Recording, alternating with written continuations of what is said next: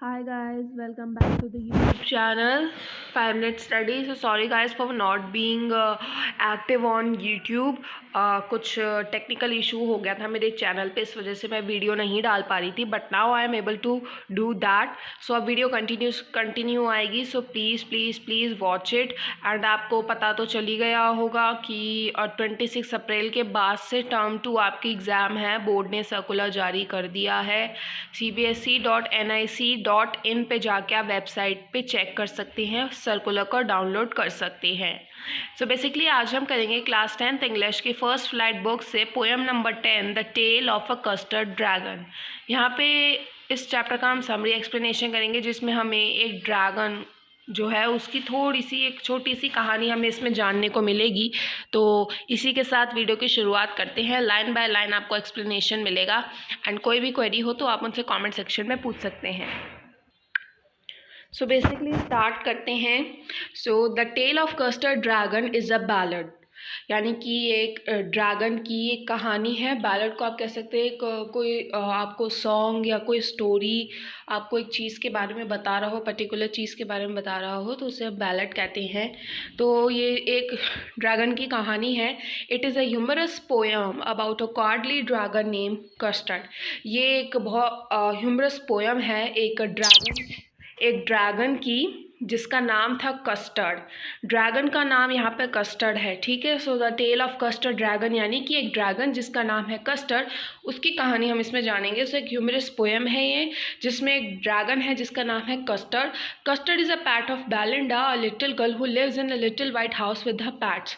Custard जो था, यानी कि जो वो ड्रैगन था, वो एक लड़की जिसका नाम था बेलिंडा, उस लड़की के छोटे से वाइट हाउस में वो रहता था. और उस लड़की के घर में बहुत सारे पेट्स भी थे, और कस्टर्ड भी उसका एक तरीके का पेट ही था, ठीक है. लड़की का नाम बेलिंडा, यहाँ पे आप याद रखेंगे. She had a black kitten name ink. उसकी एक छोटी सी काली बिल्ली थी जिसका नाम था इंक. एक छोटा सा ग्रे चूहा माउस था जिसका नाम था ब्लैंक. और एक येलो डॉग था जिसका नाम था मस्टर्ड. और एक ड्रैगन था जिसका नाम था कस्टर्ड, ठीक है. तो आप देख सकते हैं किसने राइमिंग वर्ड्स बन गए, इंक, ब्लिंक, मस्टर्ड, कस्टर्ड, ठीक है. So the poem says that all of them are very brave except the dragon.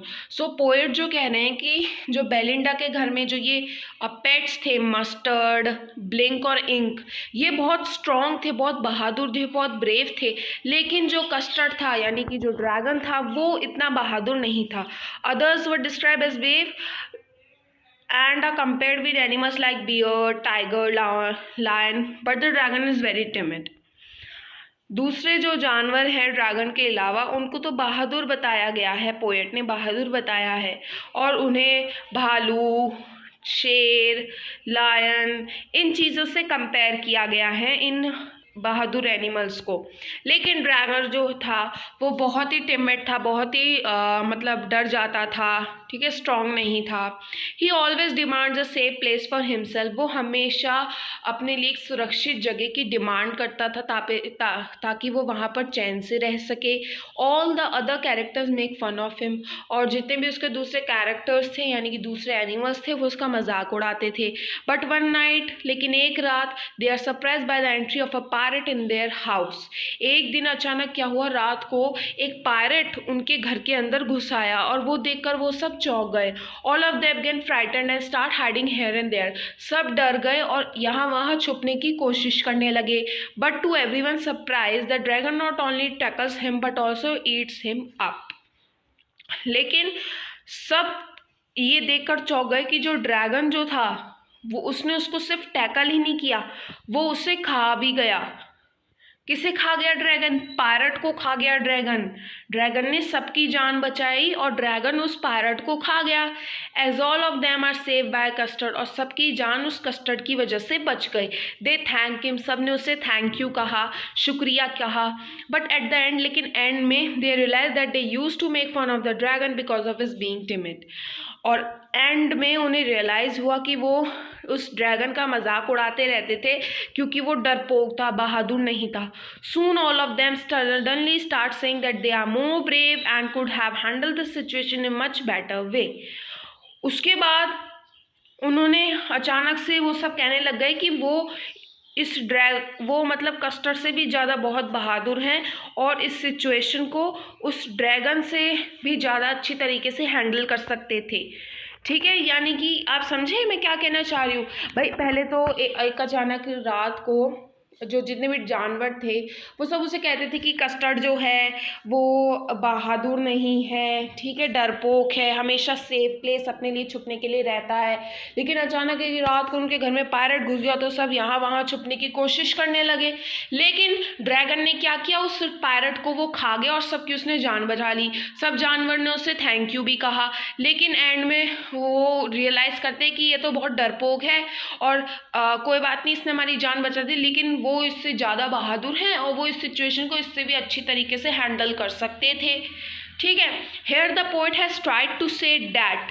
तो यहाँ पर पोएट जो है वो ये कहने की कोशिश कर रहे हैं, sometimes a timid person is the actual hero in the toughest situation of life. यहाँ पे पोएट ये कहने की कोशिश कर रहे हैं कि कभी कभी ज़िंदगी में जो टिमिड पर्सन होता है, यानी टिमिड यानी नॉट ब्रेव, जो शांत स्वभाव का, अपनी बहादुरी ना झाड़ने वाला, दिखावटी पर्सन, ना दिखावट करने वाला पर्सन जो होता है, वो अपनी लाइफ के जितने भी उसके टफेस्ट सिचुएशन आते हैं वो उन सिचुएशन को सॉल्व करके, अपनी सिचुएशन को सॉल्व करके एक एक्चुअल हीरो कहलाता है।